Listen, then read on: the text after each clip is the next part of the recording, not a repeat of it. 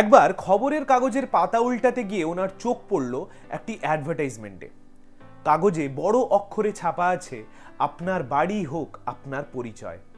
মুখ্যমন্ত্রী বুদ্ধদেব ভট্টাচার্য শটান তার ফোন থেকে ওই সিমেন্ট কোম্পানির হাই অফিসিয়ালকে ফোন করেন এবং জানতে চান, আমার নিজের কোনো বাড়ি নেই, আমার মতন এরকম অনেক মানুষের আজও নিজের কোনো বাড়ি নেই, তাহলে আমাদের কি কোনো পরিচয় নেই? এগিয়ে চলা এই সমাজে আপনি মানুষের জন্য কতটুকু করতে পারছেন সেটাই কি আপনার যথেষ্ট পরিচয় নয়? সেদিন লজ্জিত হয়েছিলেন সিমেন্ট কোম্পানির ওই হাই অফিসিয়ালটি।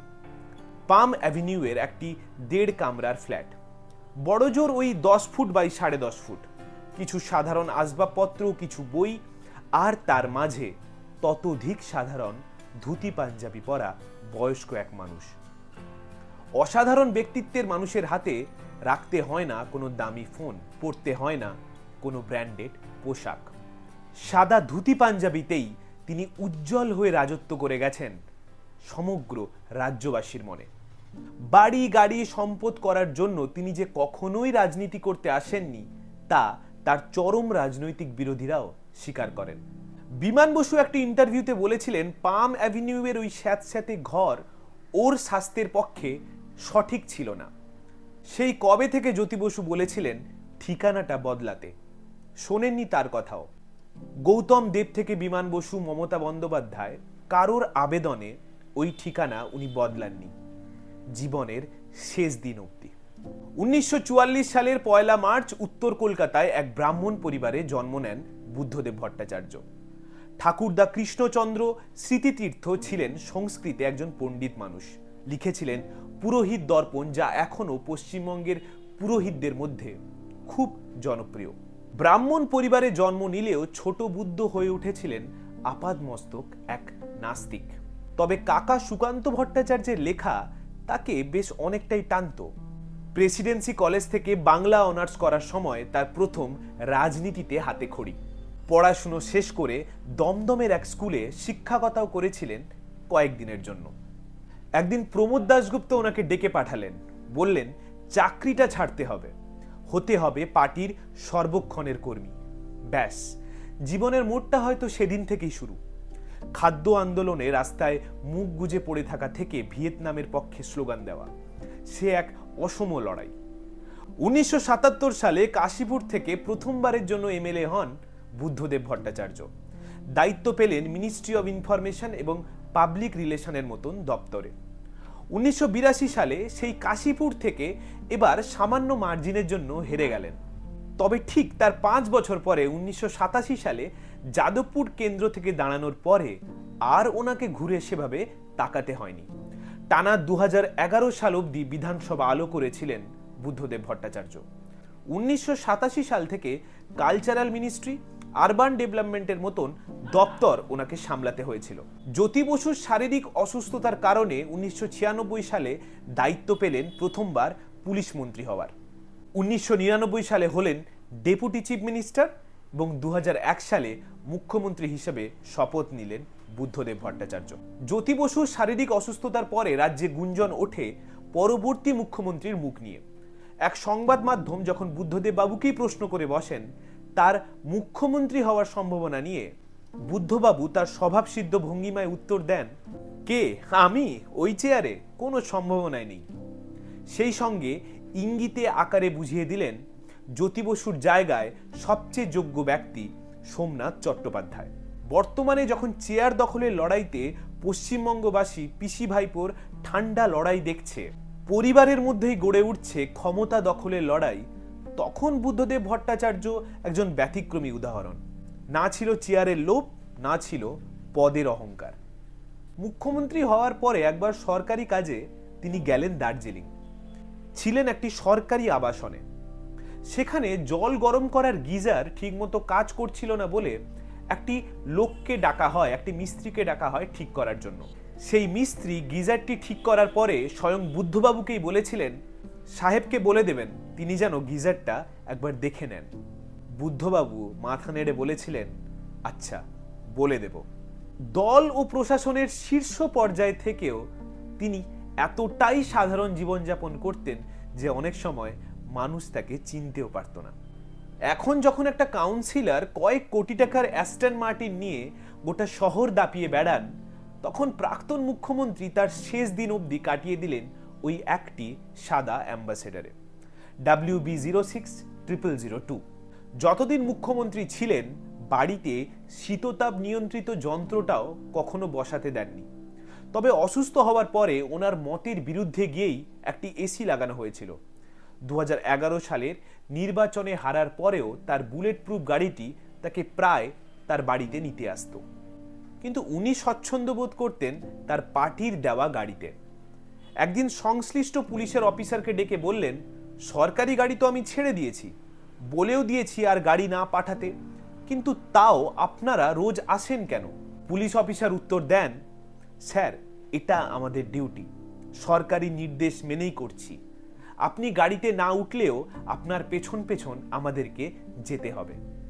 রাষ্ট্রীয় সম্মান কোনোদিন তাকে আকৃষ্ট করেনি। ফিরিয়ে দিয়েছিলেন কেন্দ্র সরকারের পদ্মভূষণ সম্মান। মৃত্যুর শেষ দিনেও পরিবার ফিরিয়ে দিলেন রাজ্য সরকারের গান স্যালুটের আবেদন। রবীন্দ্র বুদ্ধবাবুর অনাড়ম্বর জীবনযাপনের উদাহরণ দিতে গিয়ে বলেন, বুদ্ধদার বিয়েতে গিয়ে দেখি কোনো নহবত বসেনি, বাজেনি কোনো সানাই, ছিল না বিয়ের কোনো ভোজ, নতুন ধুতি পাঞ্জাবিটাও বুদ্ধদা নিজের জন্য কেনেননি। 60-এর দশকে বুদ্ধবাবুর মিটিং মিছিলের সঙ্গী ছিলেন শ্যামল চক্রবর্তী। দূরপাল্লার কোথাও কোনো মিটিং মিছিলে গেলে যেতে হতো ট্রেনের জেনারেল কামরাতে। ট্রেন রিজার্ভেশনের অর্থ তখন পার্টির পক্ষে দেওয়া খুব একটা সম্ভব ছিল না। কিছু বছর পরে পার্টি বড় হয়, অর্থ আসতে থাকে, আর্থিকভাবে সচ্ছল হয় সিপিআইএম। তখন বুদ্ধদেব বাবু শ্যামল বাবুকে ডেকে বলেছিলেন, এখন পার্টি বড় হয়েছে, অর্থ হয়েছে, আমরা ট্রেনের এসি কামরায় যেতে পারছি, থাকছি ভালো হোটেলে, শীততাপ নিয়ন্ত্রিত রুমে।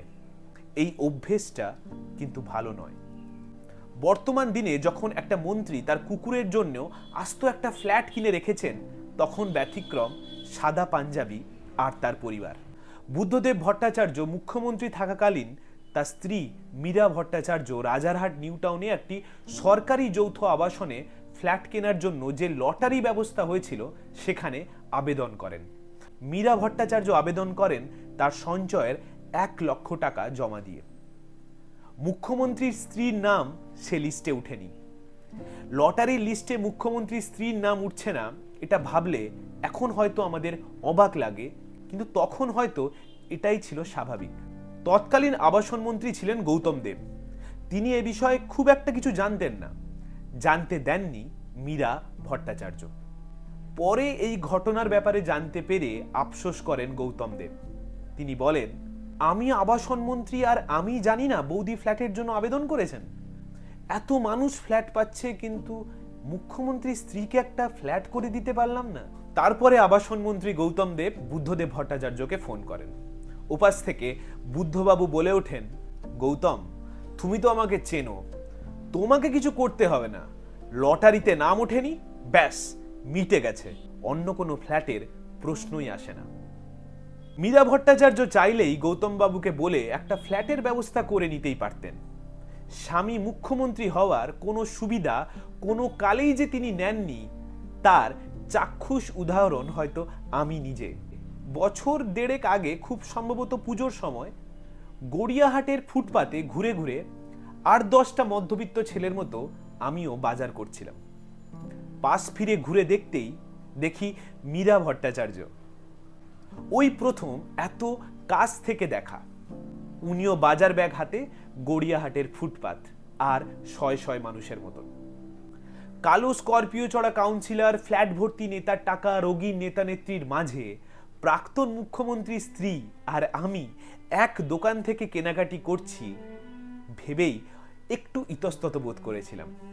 সন্তান সুচেতন ভট্টাচার্য সেবার কলেজ অ্যাডমিশনের জন্য অন্য বাকি স্টুডেন্টের মতো পাক্কা 2 ঘন্টায় লাইনে দাঁড়িয়ে অ্যাডমিশনের ফর্ম তোলেন। উনি চাইলেই বাবা মুখ্যমন্ত্রী হওয়ার সুবাদে একটু সুবিধা নিতেই পারতেন, কিন্তু তিনি তা করেননি, কারণ তিনি বুদ্ধদেব ভট্টাচার্যের সন্তান। বুদ্ধবাবুর ভালো লাগার মধ্যে ছিল বই পড়া, লেখালেখি, সাহিত্য চর্চা আর বিশেষ করে ক্রিকেট খেলা। সেই ছাত্র জীবন থেকেই তার ক্রিকেট খেলা শুরু। মুখ্যমন্ত্রী হওয়ার পরে বুদ্ধদেব ভট্টাচার্য সৌরভ গাঙ্গুলির সাথে অনেকটা সময় কাটাতেন ক্রিকেটের আলোচনা নিয়ে। বিভিন্ন সময়ে এই সৌরভ গাঙ্গুলিকে এই মানুষটির আশেপাশে থাকতে দেখা গেছে, এখন যেমন বর্তমান মুখ্যমন্ত্রীর পাশে দেখা যায় আর কি। অভিমান বলুন কিংবা মুখোশ চিনে ফেলার কারণে জীবনের শেষ কয়েকটা বছর বুদ্ধদেব ভট্টাচার্য সৌরভ গাঙ্গুলির সাথে আর সেভাবে যোগাযোগ রাখেননি। কিন্তু মানুষটার জাদুটাই এমন যে বুদ্ধবাবুর স্মৃতিস্মরণ নেতাজিন্দ স্টেডিয়ামের শেষ দিনে পৌঁছেছিলেন সৌরভ গাঙ্গুলি স্বয়ং। সমস্ত টিভি মিডিয়া ক্যামেরাকে এড়িয়ে তিনি এসেছিলেন বুদ্ধদেব ভট্টাচার্যকে শ্রদ্ধা জানাতে। তার সাক্ষী ছিলাম আমরা সেদিন যারা নেতাজিন্দ স্টেডিয়ামে উপস্থিত ছিলাম। টিভি মিডিয়ার আড়ালে কেন এসেছিলেন তা বুঝতে খুব একটা অসুবিধা আমাদের হয়নি।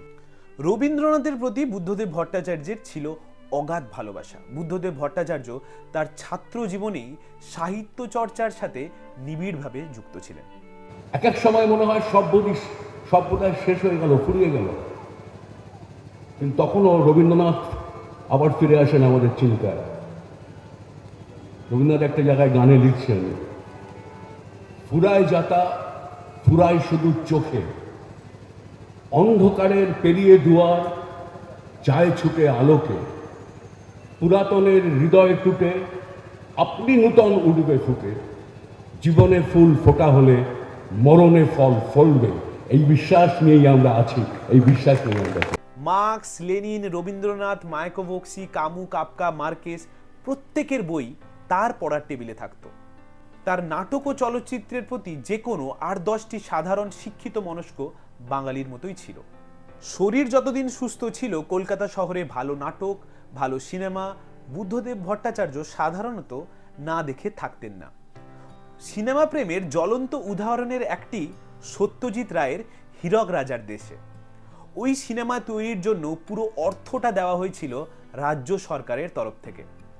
টাকা দেওয়ার আগে নিয়মিত তথ্যমন্ত্রীর টেবিলে রাখা হতো সিনেমা স্ক্রিপ্ট। সেদিন নিজে সময় দিয়েও বুদ্ধদেব ভট্টাচার্যের কাছে সময় মতো পৌঁছাতে পারলেন না সত্যজিৎ রায়। তথ্যমন্ত্রী বুদ্ধদেব ভট্টাচার্য বসে আছেন তার কেবিনে অপেক্ষায়। পরে আবার সময় চেয়ে বুদ্ধদেব ভট্টাচার্যের কাছে স্ক্রিপ্ট নিয়ে পৌঁছালেন সত্যজিৎ রায়। আগের দিন তার মতো একজন মন্ত্রীকে বসিয়ে অপেক্ষা করানোর জন্য রাগের কোনো ছিটেফোঁটাও দেখাননি সত্যজিৎ রায়ের উপর। 2-3 পাতা উল্টে পাল্টে স্ক্রিপ্টটা পড়ার পরে উনি বলেন, আপনি সিনেমা তৈরি করুন, রাজ্য সরকার আর্থিকভাবে সব রকম সাহায্য করবে। হীরক রাজার মতো একটি ছবি যা সরকার বা শাসককে শোষকের আসনে বসিয়েছিল, শাসকের ছবি মানুষের কাছে খারাপভাবে প্রজেক্ট করা হতে পারে তা জেনেও রাজি হয়েছিলেন বুদ্ধদেব ভট্টাচার্য। তারপর সিনেমাটা তৈরি হয়, আর বাকিটা ইতিহাস। একবারই সত্যজিৎ রায় ভীষণভাবে অসুস্থ, সিঁড়ি ভেঙে উঠতে পারেন না শোনার পরেই বুদ্ধবাবু পিডব্লিউডি এর সাহায্যে ওনার বাড়িতে ব্যবস্থা করলেন লিফটের। কারণ লিফট তৈরি করার যে 5 লক্ষ টাকা খরচ তা মানিকবাবুর কাছে ছিল না। প্রচারের আলোতে না থেকেই পুরো কাজটা সম্পন্ন করলেন বুদ্ধদেব ভট্টাচার্য। বুদ্ধবাবু তার সময় উদ্যোগ নিয়েছিলেন আন্তর্জাতিক চলচ্চিত্র উৎসবের, যা এখন সভা আলো করে বসে থাকেন সোহম, নুসরাত, মমতা বন্দ্যোপাধ্যায়রা। তৈরি করেছিলেন শিশির মঞ্চ, বাংলা একাডেমি, নাট্য একাডেমি, ভাষা একাডেমির মতো আরও অনেক কিছু। চেতলায় অহিন্দ্র মঞ্চ, শিলিগুড়িতে দীনবন্ধু মঞ্চ, সল্টলেকে রবীন্দ্র ওয়াকাকুরা ভবন, দার্জিলিংয়ে ভানুভক্ত ভবন। বাংলা সিনেমার শতবর্ষে টালিগঞ্জে তৈরি করা হলো শতবর্ষ ভবন তারই আমলে। এই কলকাতা শহরের উপরে তৈরি হলো রূপকলা কেন্দ্র। সাহিত্য সংস্কৃতি যাতে শুধু শহুরে আপার ক্লাসের মধ্যেই সীমাবদ্ধ না থাকে, তাই তিনি প্রত্যেকটি জেলায় একটি করে তৈরি করলেন রবীন্দ্র ভবন। এখনকার চুরির দায় জেলখাটা আসামিরা যখন বলেন বামেরা টালিগঞ্জের ফিল্ম ইন্ডাস্ট্রিকে কখনো সম্মানই দেয়নি, তখন বুদ্ধদেব ভট্টাচার্যের এই অবদানগুলো ওদের গালে কষিয়ে চড় মারার মতন। কোনোদিন তার সৃষ্টিমূলক কাজের জন্য নিজের ছবির পোস্টার মারতে হয়নি রাজ্যের জায়গায় জায়গায়। তথ্যমন্ত্রী তারপরে মুখ্যমন্ত্রী হওয়ার পরে তার একান্ত সচিব প্রদীপ্ত সেনকে ঘরে ডেকে বলেছিলেন, সরকারি টাকায় বিজ্ঞাপন ছাপা হবে, কিন্তু সেখানে আমার ছবি থাকবে না। এটা সবাইকে বলে দেবেন। সরকারি বিজ্ঞাপনে শুধু সরকারি কাজের ফিরিস্তি থাকবে, আমার ছবি নয়। এখন যখন বইমেলায় মুখ্যমন্ত্রীর হাজার হাজার পোস্টার দেখে আমাদের রক্ত গরম হয়, তখন বইমেলার ফিতাটাও অবধি কাটতে যেতেন না বুদ্ধদেব ভট্টাচার্য। 1997 সাল কলকাতায় শুরু হলো আন্তর্জাতিক বইমেলা। বইমেলার থিম ছিল ফ্রান্স। উদ্বোধন করতে এলেন ফ্রান্সের বিখ্যাত দার্শনিক জ্যাক দেরিদা। সবকিছু ঠিকঠাক চলছিল, হঠাৎ বইমেলার ষষ্ঠ দিনে একটি খাবারের দোকান থেকে অসাবধানতার কারণে আগুন লেগে ছারখার হয়ে গেল হাজার হাজার বই। দমকল আসার আগে মেলার 2/3 পুড়ে তখন ছাই হয়ে গেছে। চারিদিকে হাহাকার। সেই আধারের মাঝে যেন আলো হয়ে এলেন রাজ্যের তথ্য ও সংস্কৃতি মন্ত্রী বুদ্ধদেব ভট্টাচার্য। নতুন করে স্টল সাজানোর নির্দেশ দিলেন, নিলেন না কোনো স্টলের থেকে ভাড়া অবধি। তার তত্ত্বাবধানে যুদ্ধকালীন প্রক্রিয়ায় বইমেলাকে আবার নতুন করে সাজিয়ে তোলা শুরু হলো। প্রতিদিন মাঠে এসে কাজের অগ্রগতি দেখে যেতেন। বইয়ের পোড়া গন্ধ যাতে মানুষের নাকে না যায়, তাই তিনি গোটা বইমেলাকে ফুলের টব দিয়ে সাজিয়ে দিলেন। 3 দিনের মধ্যে আবার সেজে উঠল প্রাঙ্গণ। বুদ্ধদেব ভট্টাচার্য স্বয়ং সন্দীপন চট্টোপাধ্যায়, সুনীল গঙ্গোপাধ্যায়, সমরেশ মজুমদারের সাথে নিলামে শুরু করলেন বই বিক্রয়। সেদিন সামান্যটুকু প্রচারের আলোয় না থেকে 3 দিনের মধ্যে এত বড় একটি পদক্ষেপ করে দেখিয়েছিলেন বুদ্ধদেব ভট্টাচার্য। 1996 সাল অমরনাথ যাত্রায় আটকে পড়লেন অনেক মানুষ, তার মধ্যে ছিলেন অনেক বাঙালিও। বুদ্ধদেব ভট্টাচার্য তখন ফোন করলেন দিল্লিতে থাকা মোহাম্মদ সেলিমকে। তিনি নির্দেশ দিলেন, কাল সকালে তোমায় অমরনাথ যেতে হবে। বাংলার অনেক মানুষ বিপদে আছে, তাদের দেখভাল করতে হবে। আমি সব ব্যবস্থা করেছি, তুমি গিয়ে দেখো আর ওদের কি লাগবে। এসবের পর কোনো ধর্মের মানুষের কাছে ওনাকে প্রচার করার কথা ভাবতেও হয়নি। কখনো গেরুয়া বস্ত্র বা ফেস টুপি পরে নিজের অ্যাডভার্টাইজমেন্ট করতে হয়নি। বিধানসভায় দাঁড়িয়ে ভোটের জন্য কখনো বলতে হয়নি আমি ব্রাহ্মণ হিন্দু সন্তান। এখন চারপাশে যখন রবীন্দ্র থেকে সুভাষ জয়ন্তীতে রবীন্দ্রনাথ সুভাষের পাশে মুখ্যমন্ত্রীর ছবি, ডেঙ্গুর বিজ্ঞাপনে মশার পাশে মুখ্যমন্ত্রীর ছবি, এমনকি শৌচালয়ের পাশে নেতা নেত্রীদের ছবি দেখা যায়, তখন বুদ্ধদেব ভট্টাচার্য তো একটা সন্ন্যাসী রাজাই বটে। কখনো উনি আমি শব্দে বিশ্বাস করতেন না, বলতেন আমরা করেছি, আমরা করতে চাই। আত্মবড়াই যখন রাজনীতির অংশ, বুদ্ধদেব বাবু নিঃসন্দেহে একজন এক্সেপশন। শখ আহ্লাদ বিশেষ কিছু না থাকলেও খাওয়া দাওয়ার প্রতি একটা বিশেষ টান ছিল। ইলিশ ছিল ওনার খুব প্রিয়, আর প্রিয় বলতে ব্ল্যাক কফি আর সিগারেট। বামফ্রন্ট সরকারের তথ্যমন্ত্রী তখন তিনি। পূর্ব মেদিনীপুরে পার্টির একটা মিটিং রয়েছে, কিন্তু সেদিন পারিবারিক এক কাজ থাকায় মেদিনীপুরের সভাটায় যেতে চাইছিলেন না বুদ্ধদেব ভট্টাচার্য। তারপরে কেউ একজন খবর দিল পার্টির মিটিংয়ের আগে দুপুরে ইলিশ মাছ খাওয়ানো হবে। খবরটা বুদ্ধবাবুর কানে আসে, আর ঠিক সেদিন সময় মতো সেই মিটিংয়ে উপস্থিত হন। পছন্দের ইলিশ পাতে পড়তেই যার পোনায় খুশি বুদ্ধদেব ভট্টাচার্য। এই ঘটনার পরে পার্টির অন্দরেই অনেক হাসি ঠাট্টা করা হতো বুদ্ধদেব ভট্টাচার্যকে নিয়ে। মুখ্যমন্ত্রী হওয়ার আগে উনি বলেছিলেন ওই চেয়ারে বসলে অনেক শিল্পপতির সাথে আপোষ করতে হয়। হয়তো ঠিক বলেছিলেন উনি, কিন্তু সেই মানুষটাকেও চেয়ার ছাড়তে হলো শিল্প আনার স্বপ্ন দেখে। অনেক ক্ষেত্রে পার্টির মতাদর্শের গণ্ডি পেরিয়েও চিন্তা করতে পেরেছিলেন তিনি।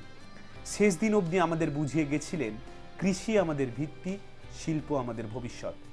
বুদ্ধদেব ভট্টাচার্য মুখ্যমন্ত্রী হওয়ার পর দেখেছিলেন অনেক ছেলে মেয়ে মেডিকেল এবং ইঞ্জিনিয়ারিং পড়তে রাজ্যের বাইরের প্রাইভেট ইনস্টিটিউশনে ভর্তি নিচ্ছে। তিনি প্রথম প্রয়োজন বোধ করেছিলেন রাজ্যে প্রাইভেট মেডিকেল এবং ইঞ্জিনিয়ারিং কলেজ আনার কথা। তার জন্য একটি বিশেষ শর্ত রেখেছিলেন। শর্ত ছিল মাসিক 10,000 টাকার কম আয়ের পরিবারের সন্তানদের অর্ধেক টাকায় পড়াতে হবে এবং 8,000 টাকার কম মাসিক পরিবারের আয়ের সন্তানদের বিনামূল্যে পড়াতে হবে ওই প্রাইভেট ইনস্টিটিউশনে। তবেই এ রাজ্যে প্রাইভেট ইনস্টিটিউশন ঢুকতে পারবে। আর এখন প্রাইভেট শিক্ষা ব্যবস্থার ফিজ আকাশ ছোঁয়া। সে বিষয়ে অন্য কোনো দিন কথা বলা যেতেই পারে। শিল্প আনতে সফল হয়েছিলেন বুদ্ধবাবু। শিল্পস্থানে এখন যেসব রাজ্য উল্লেখযোগ্য অবস্থানে আছে, যেমন গুজরাট, অন্ধ্রপ্রদেশ, একসময় বামফ্রন্ট আমলে পশ্চিমবঙ্গ সেই সব রাজ্যকেও ছাপিয়ে এগিয়ে গেছিল। এর মূল কারণ ছিল MSE, medium and small enterprise. সেই সময় শিল্পস্থানে গুজরাট ছিল দেশের মধ্যে 7 নম্বরে, অন্ধ্রপ্রদেশ 6 নম্বরে এবং পশ্চিমবঙ্গ 4 নম্বরে।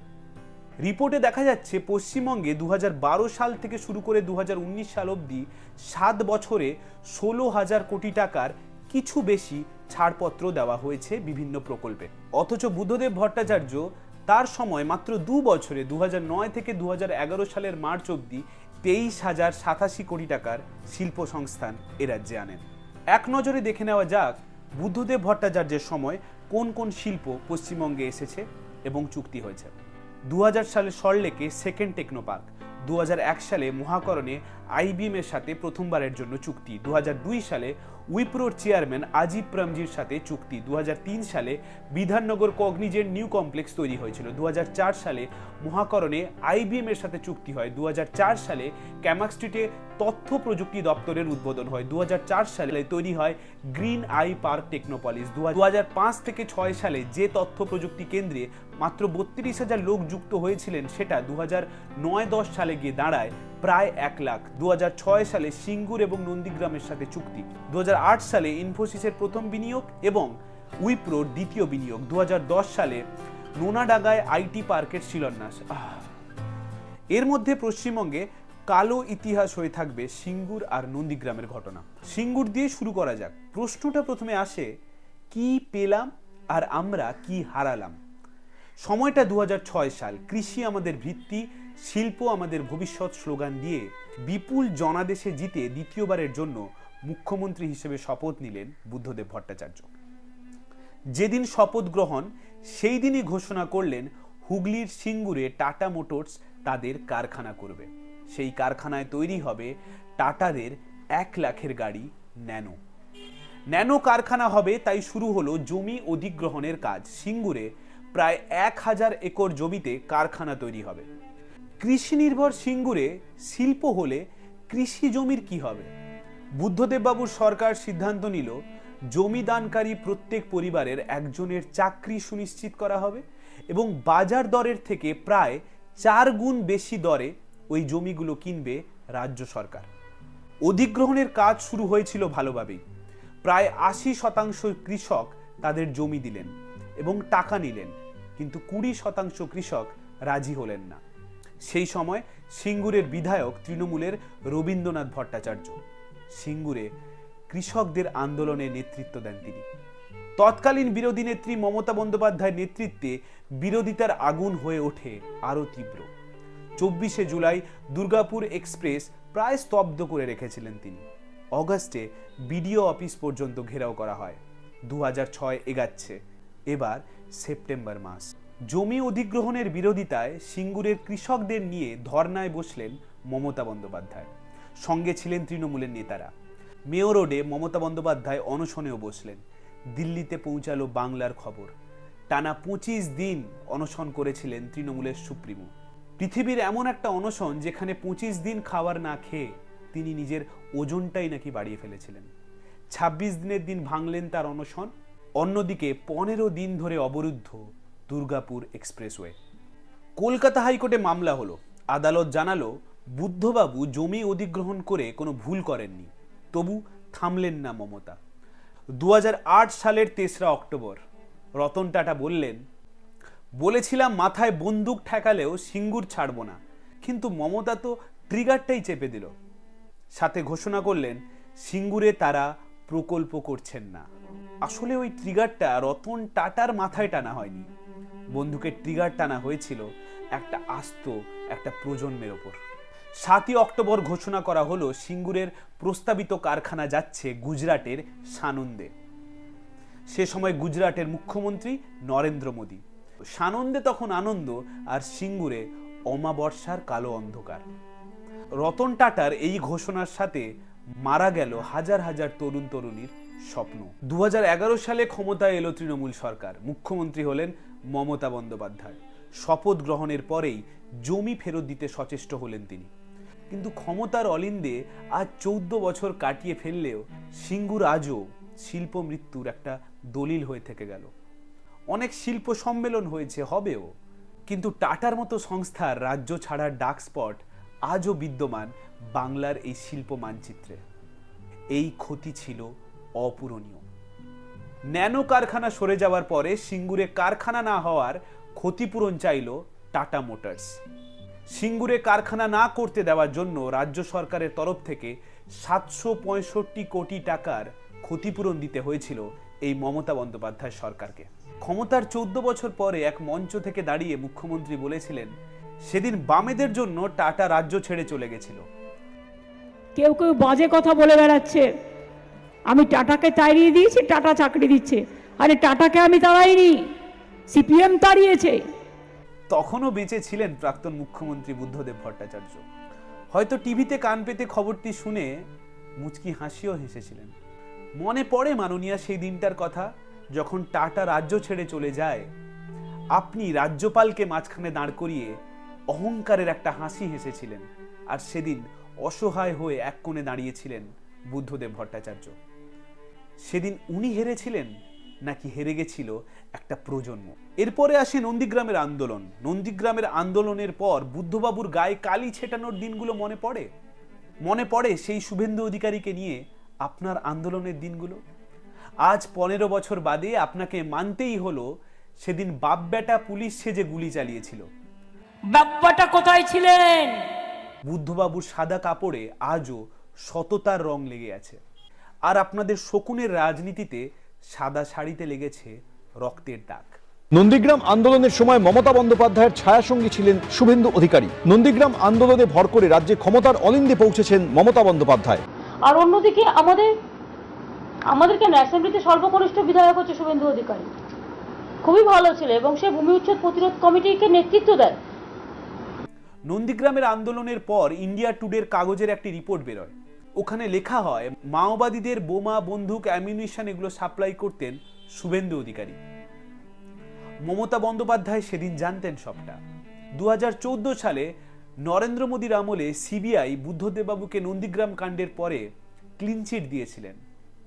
আজ ইতিহাস ঘেঁটে দেখার সময় এসেছে, সেদিন বুদ্ধবাবু হেরেছিলেন নাকি হেরেছিলাম আমরা।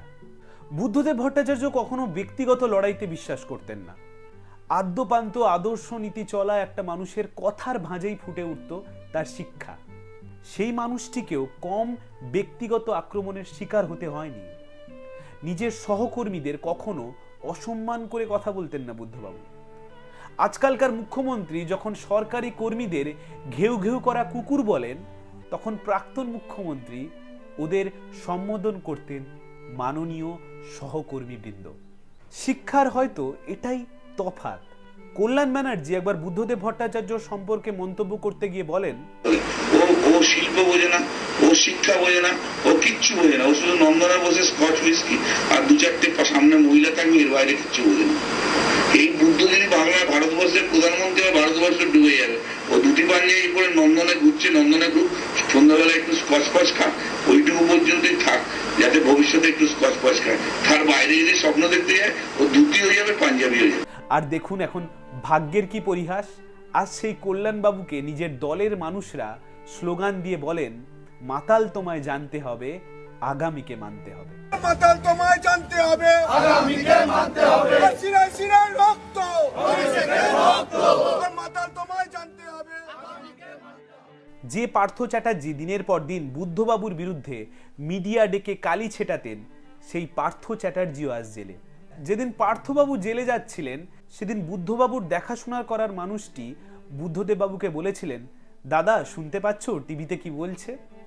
বুদ্ধবাবু উত্তর দিয়ে বলেছিলেন, বুঝলে তপন, সুনাম অর্জন করতে মানুষের জীবন কেটে যায়।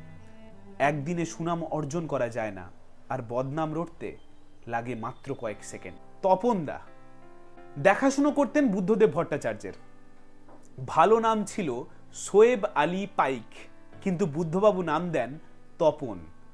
তপনদার একটি লেখায় জানা যায় বুদ্ধবাবুকে উনি জীবনে দুবার কাঁদতে দেখেছেন।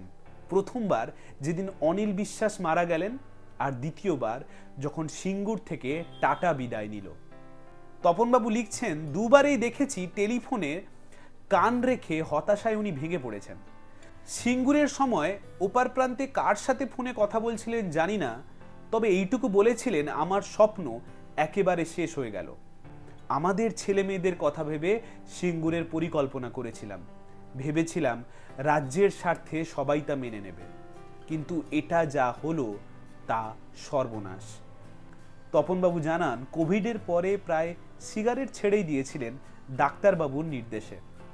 রাতের দিকে খাওয়ার পর তপনবাবু পান খেতে বেরালে বুদ্ধবাবুও মাঝে মাঝে আবদার করতেন পান খাওয়ার, তবে সিগারেটের দুঃখটা উনি ভুলতে পারেননি। মাঝে মাঝে জিজ্ঞেস করতেন, তপন সিগারেট আছে? তপনবাবু প্যাকেটটা ওনার হাতের কাছে এনে দিলে বুদ্ধবাবু প্যাকেটটা থেকে গন্ধ শুঁকেই আবার রেখে দিতেন, আর তপনবাবু সেটিকে আবার যত্ন করে রেখে দিতেন। বুদ্ধবাবু তার জীবনে অনেক কিছু করেছেন, আবার অনেক কিছু করতে পারেননি। যেমন ধরুন, রাজ্য জুড়ে নিজের নামের ব্র্যান্ডিং করতে পারেননি, শিক্ষা নিয়ে রাজনীতি করতে পারেননি, নিম্নবিত্ত মানুষের টাকা আত্মসাৎ করে নিজের দলের লোকেদের অট্টালিকা গড়ে দিতে পারেননি, ছাত্রছাত্রীদের পথে বসাতে পারেননি, ধর্ম নিয়ে রাজনীতি করতে পারেননি। দলের কথা কতটা ভাবতেন জানি না, তবে রাজ্যের ছেলেমেয়েদের কথা ভাবতেন বেশ বড্ডই। তাই ওদের পরিযায়ী শ্রমিক হতে হতো না। বাড়ির ছেলেমেয়েটা ব্যাঙ্গালোর হায়দ্রাবাদে চাকরি না করে নিজের মা বাবার কাছে, পরিবারের কাছে একসাথে থাকবে, সেই স্বপ্ন দেখেছিলেন বুদ্ধদেব ভট্টাচার্য। পাড়ার ছেলে পাড়াতেই থাকবে, এই স্বপ্ন নিয়ে শিল্প আনতে চেয়েছিলেন। বুদ্ধবাবু সিনেমা প্রেমী ছিলেন, তবে অভিনয় দক্ষতায় ছিলেন খুব কাঁচা। শালবনী ইস্পাত কারখানার উদ্বোধনে গিয়ে যখন গাড়ির সামনে ল্যান্ডমাইন বিস্ফোরণ হলো, তখন মেকি ফুটেজ খাবার কথা তার মাথাতেও আসেনি। খুব সাধারণভাবে নির্দেশ দিয়েছিলেন তদন্ত করার। সেই চক্রান্তের মূল মাথা ছত্রধর মাহাতো আজ তৃণমূলের বড় নেতা। আজকালকার মন্ত্রীরা যারা বুদ্ধবাবুকে জেলে ঢুকানোর হুঁশিয়ারি দিয়েছিলেন, তাদের প্রত্যেকের ঠাঁই শ্রীঘরে। সাদা পাঞ্জাবির এমন মহিমা। কখনো গেরুয়া বস্ত্র বা ফেস টুপি পরে রাজনীতি করতে হয়নি। কঠোরভাবে হুঁশিয়ারি দিয়েছেন, কেউ দাঙ্গা করতে এলে মাথা ভেঙে গুড়িয়ে দেব। সৎ হওয়া কোনো চয়েস নয়। আজকালকার ভুরি ভুরি অসৎ নেতা নেত্রীর মাঝে বুদ্ধবাবুরা বুঝিয়ে দিয়েছেন, সৎ থাকা কোনো বাড়তি অ্যাচিভমেন্ট হতে পারে না। কমরেড বুদ্ধদেব ভট্টাচার্য। পদে পদে রাজ্যবাসী বুঝেছে তারা কত বড় ভুল করেছে। ভুল করেছে আপনাকে অবিশ্বাস করে, যার মাসুল আমরা গুনে চলেছি প্রতিনিয়ত। আপনি বারবার ফিরে আসুন এই মাটিতে। ছাত্র সমাজ ঐক্যবদ্ধ হোক আপনার চেনা মন্ত্রে। এ লড়াই লড়তে হবে, এ লড়াই জিততে হবে। যে দল ল্যান্ডমাইনে তাকে শেষ করার চেষ্টা করেছিল, সেই দলের প্রতিষ্ঠিত সরকার তার শেষ দিনে তাকে গান স্যালিউট দেওয়ার আবেদন করেছিলেন। হেরেও জিতে গেলেন বুদ্ধদেব ভট্টাচার্য। জ্বালিয়ে আগুন শিরায় শিরায় বুক বেঁধে আজ লড়াই হোক, এবার রাজার সিংহাসনে আসুক ফিরে যোগ্য লোক। ধন্যবাদ, সবাই ভালো থাকবেন।